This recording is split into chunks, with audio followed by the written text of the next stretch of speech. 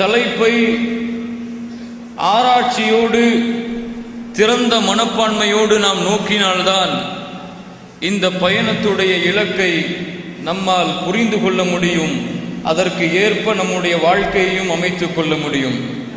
அல்லாஹ் சுப்ஹானஹு வ தஆலா விளக்குவதற்கு எனக்கும் விளங்குவதற்கு உங்களுக்கும் அருள் செய்வானாக. கண்ணியத்துக்குரியவர்களே, இந்த உலகத்தில் இருக்கக்கூடிய யகூதிகள், நஸ்ரானிகள், இந்த உலகத்தில் இருக்கக்கூடிய மஜூசிகள், இந்த உலகத்தில் இருக்கக்கூடிய காஃபிர்கள், இந்த உலகத்தில் இருக்கக்கூடிய முஷ்ரிக்குகள் என உலகத்திலே இஸ்லாமிய மார்க்கத்தை ஏற்றுக்கொள்ளாமல் வெளியில் இருந்து கொண்டிருக்கும் எல்லா மதத்தவர்களும் ஒரு இலக்கை நோக்கிய பயணத்தில் தான் தங்களுடைய வாழ்க்கையை அமைத்துக் கொண்டிருக்கிறார்கள். ஆனால் எந்த ஒரு சமூகம் ஒரு நோக்கத்திற்காக, ஒரு இலக்கிற்காக, ஒரு லட்சியத்திற்காக படைக்கப்பட்டதோ அந்த சமூகம் இலக்கை மறந்து, நோக்கத்தை மறந்து, எந்த வழியை நோக்கி, எந்த பாதையிலே நம்முடைய பயணத்தை நாம் பயணித்துக் கொண்டிருக்கிறோம் என்ற சிந்தனை கூட இல்லாமல் வாழ்ந்து கொண்டிருப்பதை நினைக்கும் பொழுது அல்லாஹ்வை பயந்து கொள்ள வேண்டும். அல்லாஹ் நம்மை நம்முடைய இலக்கை நோக்கி திருப்புவானாக. யகூதிகளை எடுத்துக் கொள்ளுங்கள். உலகத்திலே அவர்களுடைய இலக்கு என்ன தெரியுமா? ஒரு யகூதி சிறுவன் இந்த பூமியிலே குழந்தையாக பிறக்கும் பொழுதிலிருந்து அவனுடைய உயிர் இந்த உலகத்திலிருந்து பிரியும் வரை ஒரு யகூதியுடைய இலக்கு அவனுடைய யூத மதத்தை இந்த பூமியில் நிறுவ வேண்டும் என்பது இல்லை. அவனுடைய யூத மதத்தை இந்த பூமியிலே பரப்பி இந்த பூமியில் வாழக்கூடிய எல்லோர்களையும் யூதர்களாக மாற்ற வேண்டும் என்பது ஒரு யூதனின் இலக்கு அல்ல. யூதர்களின் நோக்கம் தங்களுக்கென்று உலகத்திலே ஒரு நாடு வேண்டும், தாங்கள் வாழ்வதற்கு, தாங்கள் சொந்தம் கொண்டாடுவதற்கு, தாங்கள் தங்களுடைய ஆட்சியை சுயமாகவே நடத்துவதற்கு ஒரு நாடு வேண்டும் என்பதுதான் யூதர்கள் அன்றிலிருந்து இன்று வரை போராடக்கூடிய எல்லா போராட்டங்களுக்கும் காரணம். அந்த இலக்கை அவர்கள் அடைந்து விட்டார்கள். 1945க்கு முன்னால் யூதர்களுக்கு சொந்த நாடு இல்லாமல் தவித்துக் கொண்டிருக்கும் பொழுது முதல் உலக போரிலே ஹிட்லரால் கொல்லப்பட்ட யூதர்களிலே மிஞ்சியவர்கள் எல்லாம் பலஸ்தீனிலே முஸ்லிம்களிடத்திலே பிச்சை கேட்டு, அவர்களிடத்திலே அனுமதி கேட்டு, அவர்கள் தங்குவதற்கு அடைக்கலம் கேட்டு, அடைக்கலம் கொடுத்தவர்களுடைய வீடுகளை கைப்பற்றி ஒரு சதி திட்டத்தை ஏற்படுத்தி அந்த இடத்தை தங்களுடைய இடமாக மாற்றுவதற்கு யூதர்களை உலகம் முழுவதும் அனுப்பி, உலகம் முழுவதும் உள்ள செல்வங்கள் அனைத்தையும் அந்த இடத்திலே குமிய வைத்து அந்த இடத்தின் சொந்தக்காரர்களாக தாங்கள் மாறி ஒரு எல்லையையும் வகுத்து இஸ்ரேல் என்ற நாட்டை யூதர்கள் ஒரு இலக்கின் பயணத்தின் தொடக்கமாக ஆரம்பித்து தன்னுடைய இலக்கின் பயணத்தை இன்னும் தொடர்ந்து கொண்டிருக்கிறார்கள். வெற்றி பயணமாக. கிறிஸ்தவர்களின் இலக்கு என்ன?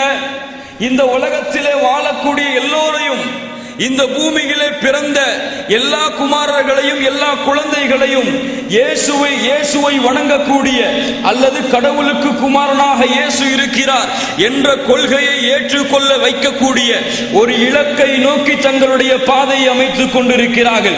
அந்த பாதைக்கு ஆதாரமாக அல்லாஹ்வால் கொடுக்கப்பட்ட இஞ்சிலை மாற்றி தங்களுக்கு எப்படியெல்லாம் கொள்கைகள் வேண்டுமோ, தங்களுக்கு எப்படியெல்லாம் அந்த மதத்தை பரப்புவதற்கு ஏற்ப இறைவனின் வார்த்தைகள் மாற வேண்டும் என்று அவர்கள் விரும்பினார்களோ அந்த வார்த்தைகளையும் மாற்றி பைபிளை 2000த்திற்கும் மேற்பட்ட மொழிகளுக்கு மேல், எந்த கிராம மொழியிலும் எந்த நகர மொழியிலும், உலகத்தில் எந்த மொழியில் நீங்கள் பைபிளை தேடினாலும் சரி அந்த பைபிளை நீங்கள் அடைந்து கொள்ளலாம் என்ற ஒரு இலக்கை வகுத்து உலகத்தை அனைத்தையும் கிறிஸ்துவ மதத்தை நோக்கி அழைப்பதற்காக செல்வத்தையா, உலகத்தையா, உடலையா, சுகத்தையா, படிப்பையா, எதையும் இழந்து விடலாம், நம்முடைய நோக்கம் கிறிஸ்துவ மதத்தை இந்த பூமியிலே ஊன்றுவது என்ற இலக்கில் கிறிஸ்தவர்கள் தங்களுடைய இலக்கை அமைத்துக் கொண்டிருக்கிறார்கள். நாளுக்கு நாள் அந்த இலக்கிலே அவர்கள் வெற்றியடைந்து கொண்டிருக்கிறார்கள். வெற்றியின் பயணம் கிறிஸ்தவர்களுடைய பயணம். அல்லாஹ் பாதுகாப்பானாக. அது மட்டுமல்ல, உலகத்திலே இருக்கக்கூடிய எல்லா மதங்களையும் எடுத்துக் கொள்ளுங்கள். புத்தர்களின் இலக்கு இந்த பூமியிலே அமைதியை பரப்ப வேண்டும் என்பது. புத்த மதத்தை ஏற்று அமைதியை நோக்கி அனைவரும் துறவிகளாக மாறி புத்தருக்கு கடவுளுக்கு அடிபடிந்த அடிமைகளாக துறவிகளாக மாற வேண்டும் என்பது புத்தர்களுடைய நோக்கம்.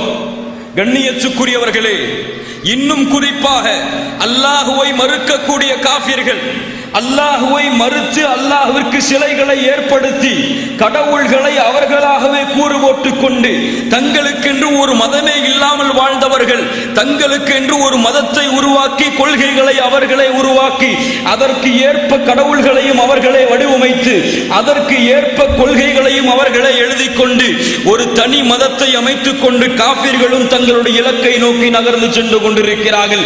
அவர்களுடைய குறிப்பான முக்கியமான இலக்கு, காபிர்களுடைய இரத்தத்திலே கொதித்துக் கொண்டிருக்கக்கூடிய இலக்கு, முஸ்லிம்களை எப்படியாவது அழித்து ஒழிக்க வேண்டும். இந்தியாவை இந்துஸ்தானாக எப்படியாக இந்துக்கள் இருக்கக்கூடிய இடமாக இந்துஸ்தானை மாற்ற வேண்டும். முஸ்லிம் பெண்களுடைய கற்புகளை சூறையாடி முஸ்லிம் பெண்களுடைய கற்புகளில் இந்துக்களுடைய விந்து தொழிலை செலுத்துவது என்ற ஒரு தனிப்பட்ட இலக்கை இந்துக்களில் சில கூட்டம் அமைத்துக் கொண்டு அதற்கு ஏற்ப தங்களுடைய பயணத்தை அமைத்துக் கொண்டு ஈமானை ஏற்றுக்கொண்டு அல்லாஹுவை ஏற்றுக்கொண்டு அல்லாஹுடைய தூதரை ஏற்றுக்கொண்டு இருக்கக்கூடிய ஒரு முஸ்லிம் பெண்ணை, ஒரு முஸ்லிம் ஆணை பெண்ணின் மூலமாகவோ ஆணின் மூலமாகவோ எப்படிப்பட்ட சூழ்நிலையில் அவர்களை சிக்க வைத்தும் சரி, அல்லாஹ் ஒருவனை மறுத்து சிலைகளுக்கு முன்னால் பொட்டு வைத்து அந்த சிலைகளை கும்பிட வைக்கும் வரை இந்துக்களுடைய இரத்தங்கள் இந்த பூமியிலே கொதித்துக் கொண்டிருக்கின்றன என்பது அவர்களுடைய இலக்கு என்பது நமக்கெல்லாம் புரிந்தது.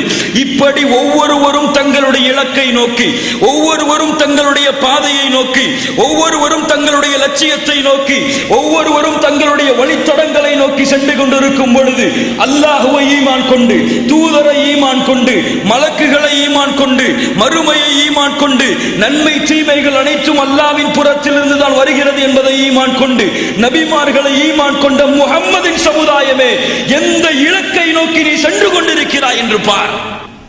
என்னை கேட்கிறேன், உங்களை கேட்கிறேன்.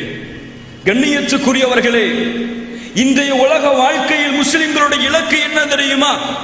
எந்த இலக்கை நோக்கி யூதர்கள் செல்லுகிறார்களோ, எந்த இலக்கை நோக்கி யூதர்களை வழிநடத்துவதற்கு சில காரணிகள் இருக்கிறதோ, அதே இலக்குகளின் காரணிகள் தான் இந்த உலகத்திலே வாழக்கூடிய இன்றைய முஸ்லிம்களையும் வழிநடத்தி கொண்டிருக்கின்றது. அந்த வாழ்க்கை தான் அல்லாஹ் ரப்புல் ஆலமீன் சொல்லுகிறான். பாருங்கள், அவனது புத்தகம் அல் குர்ஆனிலே, வல்லதீன கஃபரு யதமத்தஊன வயأكلون கமா தأكلுல் அன்ஆம் வன்னாரு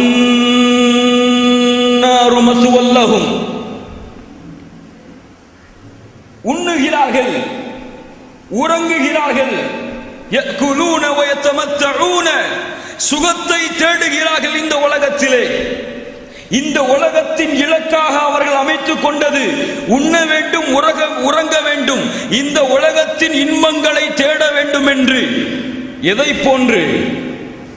கல் அன்ஆம், கால்நடைகளை போன்று. அவர்களுக்கென்று தனி லட்சியம் இல்லை, அவர்களுக்கென்று தனி குறிக்கோள் இல்லை. இன்று தூங்கினால் நாளை காலையில் எதை சம்பாதிக்கலாம், இன்று தூங்கினால் நாளை காலையில் எதை சம்பாதித்து இந்த உலகத்திலே பணக்காரனாக ஆகலாம், எந்த கல்வியை படித்து இந்த உலகத்திலே மேல்தட்டிலே செல்லலாம், எந்த வழிகளில் முயற்சி செய்து நம்மை நாம் மேம்படுத்தி நமக்கு என்று ஒரு தனி மதிப்பை பெருமையை ஏற்படுத்தி எப்படி இந்த உலகத்திலே கண்ணியமாக வாழ்வது என்று ஒரு கால்நடையை போன்று இலக்குகளை அமைத்துக் கொண்டார்கள் காபிர்கள். அவர்களுடைய தங்குமிடம் நரகம் என்று அல்லாஹ் சொல்லுகிறானோ, அந்த இலக்கின் பாதையில் தான் வருந்தி சொல்கிறேன், அல்லாஹ்விடத்திலே மன்னிப்பு கேட்டு சொல்கிறேன். அல்லாஹ் மன்னிப்பானாக என்னையும் உங்களையும் உலக சமூகத்தையும். அந்த இலக்கில் தான் நம்மை அறியாமல் யூதர்களுடைய இலக்கை அமைத்துக் கொண்டு அவர்கள் நம்மை வழிநடத்தி